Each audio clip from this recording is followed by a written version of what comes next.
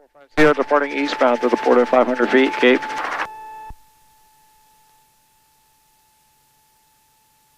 Okay, so we're going to climb up to 500 feet, our cruise altitude today, and we'll maintain that throughout the duration of the flight. The tower here on your left-hand side is called Exploration Tower, but you can see they're using their parking area there for a staging area for all the race boats, and those races will be taking place tomorrow and throughout the rest of the weekend. We have the cruise ships departing right around this time, so the one leaving right now is the Disney Wish. The one just to the right of it is Carnival Glory. Then you have Royal Caribbean Adventure of the Seas and Royal Caribbean Utopia of the Seas all out there on the open water. This is Jetty Beach out in front of us, Cocoa Beach further down on our right. The buildings on your left and right are the Cape Canaveral Space Force Station. That's all military airspace. Going to turn around to the left here. Here we go, left-hand turn.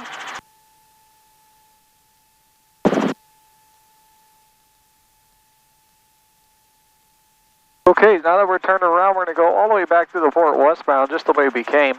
Below on your right, you're going to see there's two Falcon 9 rockets there. They're the black tubes. There's one standing up vertically on the port on the right, another one laying down horizontally on the right. Those launched last week, landed earlier this week on the landing barge, which is just, there's two of them here. They call them drone ships. So two barges, two rockets. They launched those on Wednesday, and they landed back on the drone ships all by themselves out in the Atlantic Ocean. Then they were tugged back into the port where you see them now, and they'll send those back to SpaceX. They have Blue Origin's Jacqueline landing barge for their Glenn rocket. Here's another Disney Wish cruise ship here, just below on your right. So that means that's Disney Magic out there. I misspoke earlier. Disney Magic out there, Disney Wish here, soon to be departing. And this is the lock system here, so they get the smaller boats in and out of the port, with the Banana River running north to south. Very, very shallow on the river, only about 5 to 7 feet deep, brackish water. It's a combination of salt and fresh water, so you may see some dolphins and manatees along the way. We're going to switch frequencies here, and I'm going to contact NASA on the radio. I'm going to isolate my mic so you won't hear me, I won't hear you for about 30 seconds, but I'll be right back with you here shortly. Awesome. Yeah.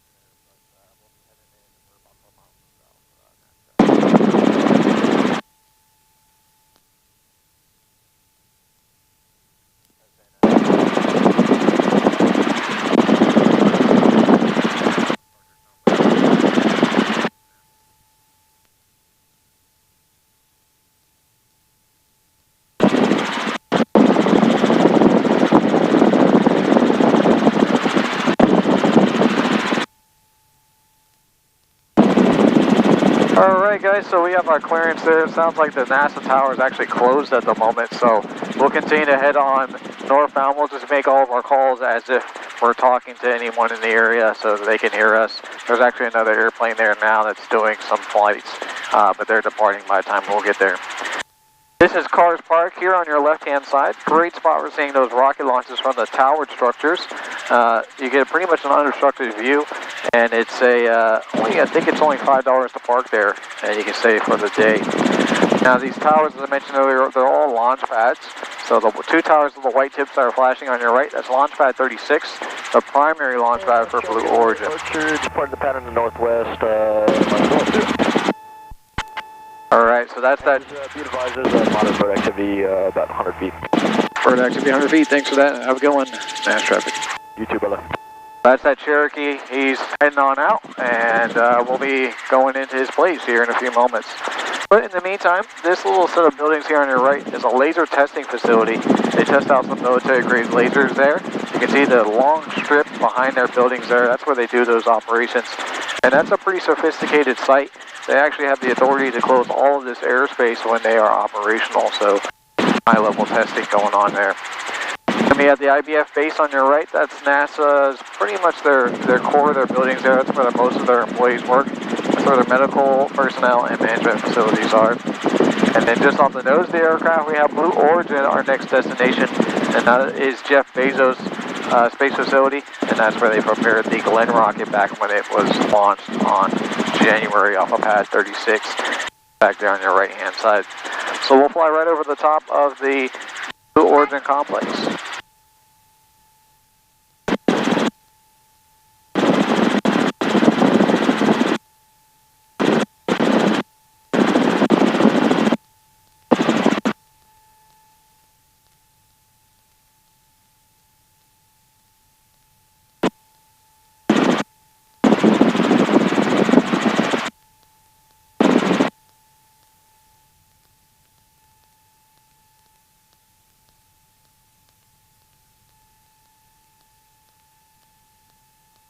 So just behind Blue Origin, you can see Kennedy Space Center.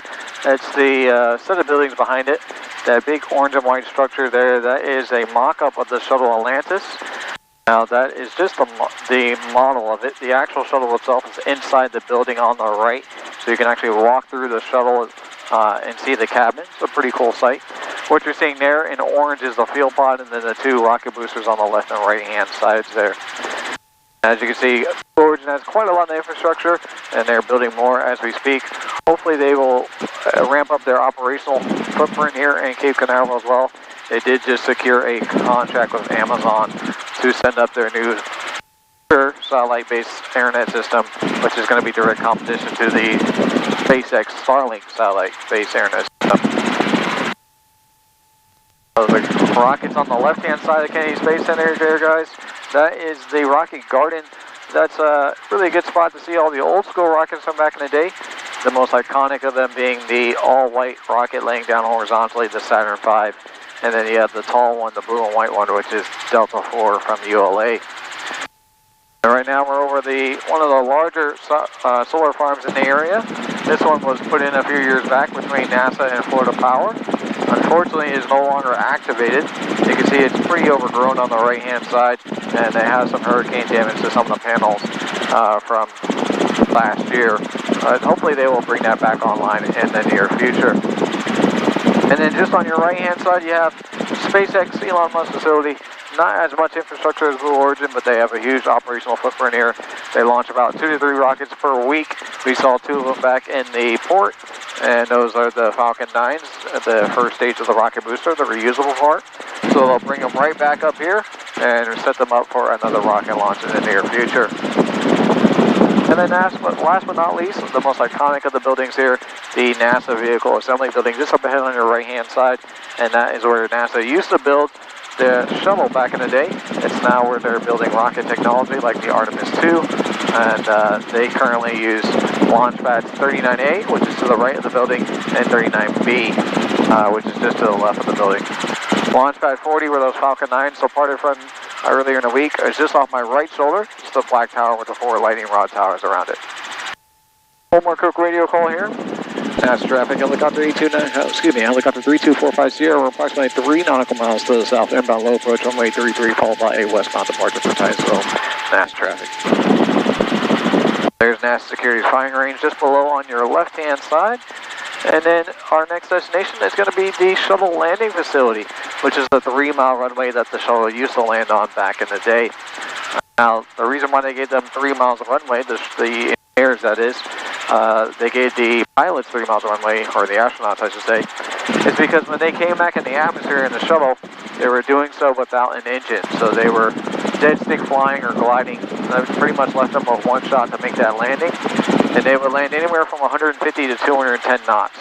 We're flying 90 knots now to give you some perspective. That's about 110 miles per hour. So they were landing at about 170 to 230 miles an hour, pretty quick for one shot to do it. So that's why they gave the 3 miles of runway. We're not going to go all the way down. We're just going to go about midway to where the tower is on the right. Then we'll make our left-hand turn and head towards Titusville. The hangar with the round top on your right is NASA Security's helipad. It's where they store their helicopters. And then this hangar just to your right here is also where SpaceX stores a bunch of Teslas. You can actually see them in there. And they use this runway as something like a test track. NASA traffic, helicopter 32450 on short low approach runway 33, followed by your westbound departure NASA. So the Amazon complex on your right is a manufacturing site for those new Kuiper satellite-based internet systems. And that's where they're going to be sending them to Blue Origin and ULA to be launched up into space. They're sending them from.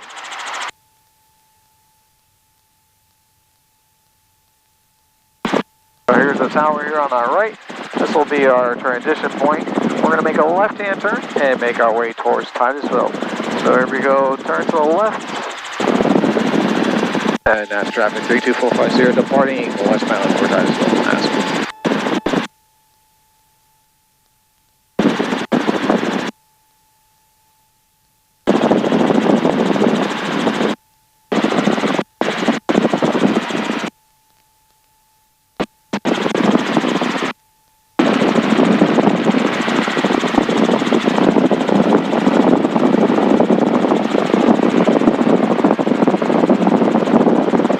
Alright guys, so the land immediately below us is part of NASA, but just on the other side of this little road here, this becomes the National Wildlife Refuge of Merritt Island.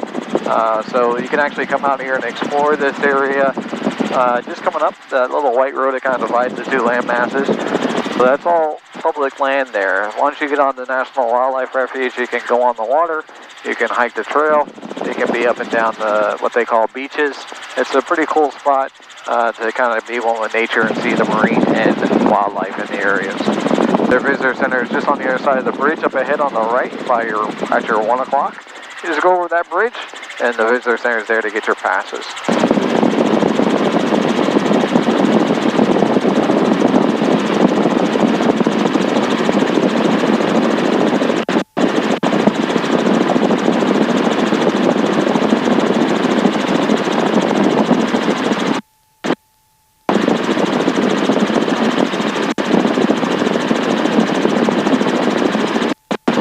Okay, so now that we're making our way westbound, this is the Indian River here. Very similar to the Banana River. It's a little bit deeper, but pretty much the exact same thing. The Banana River does eventually feed into the Indian River, and then they all ultimately go back into the Atlantic. But we're going to go right over the top, and our next destination is going to be the St. John River. That's where we're going to do some low-level flying and see some alligators up close and personal.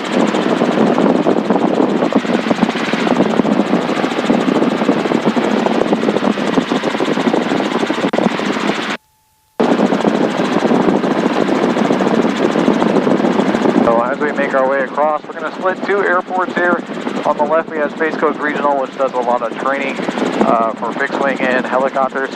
On the right is Arthur Dunn, which is a small general aviation airport. So we'll split the two and we'll make our way to the St. John. We're going to climb up to about 700 feet because we have a series of radio towers to go over in the Titusville kind of cityscape. And then once we pass the major highway, the I-95, we'll come down to about 500 feet and then ultimately down to 200 once we hit the St. John River.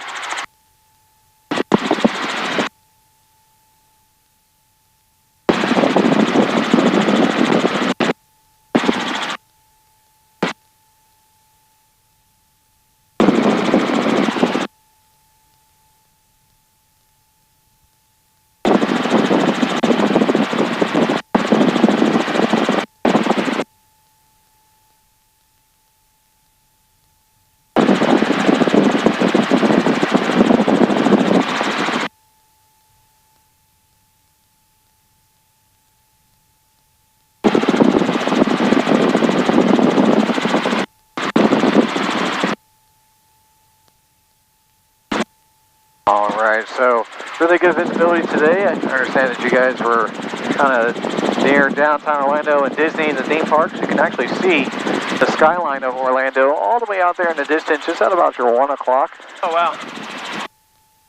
Really great flying weather today.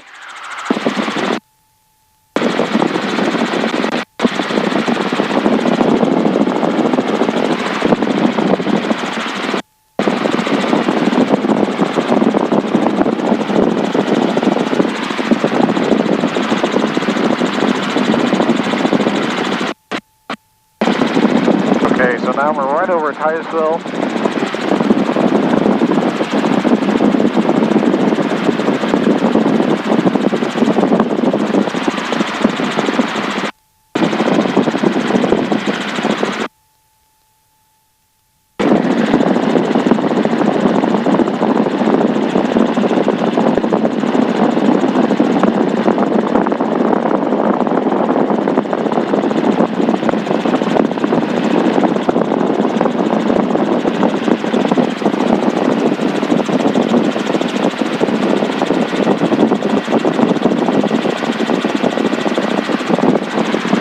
Alright, just one more set of towers to pass here, then we'll come back down to 500 feet.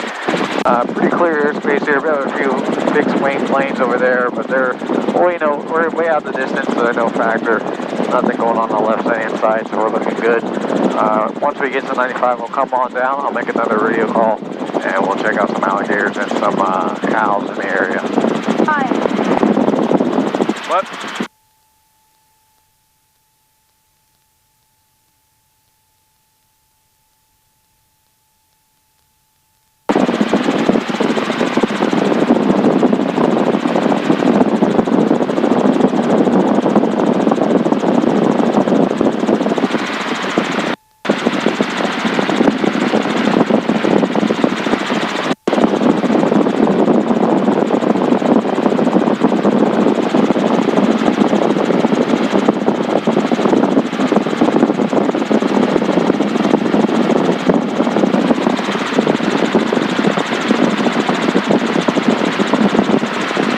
Alright, so this is a 95, takes you all the way down to Miami, and really as far north as you like it to go. And the St. John just out in front of us, it runs north to south, kind of like the Banana and Indian Rivers. We're going to go ahead and start our descent down. Once we get over State Road 50, we have a few power lines to go over as well. Then we'll come on down to our 200 feet. Real quick radio call here. St. John traffic, helicopter 32450, about 4 nautical miles to the northeast from Trinity Marriott Alpha. Going to be transitioning south along Grand River's edge at about 200 feet. We got the fixed wing traffic inside St. John. There's one aircraft out in front of us here. He's probably not on the frequency. They typically don't like to be on the frequencies when they're airplanes, so we'll come on down. He's moving west, so he's kind of leaving the area, so it's all good.